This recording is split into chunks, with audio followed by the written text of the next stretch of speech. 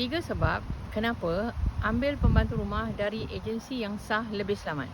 Sebab yang pertama, harganya adalah tetap dan harga ini adalah dikawal oleh kerajaan. Biasanya harga antara 15k ke 17k dan tiada hidden charges. Poin yang kedua, pembantu rumah ini adalah terlatih dan dokumentasinya diuruskan oleh pihak agensi daripada A sehingga Z. So far memang tiada masalah dengan pihak immigration. Okey, poin yang ketiga ialah berkenaan dengan tahap kesihatan pembantu rumah.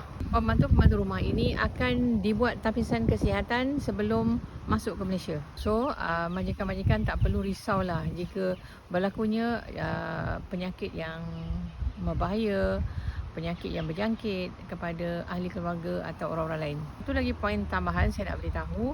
Okey, semua pembantu rumah ini mempunyai kontrak kerja yang wajib selama 2 tahun. Di mana ada perbezaan dengan pembantu rumah yang masuk secara social pass. Biasanya yang masuk secara social pass ni, dia orang bertahan tak lama. Paling-paling pun 2-3 bulan aja.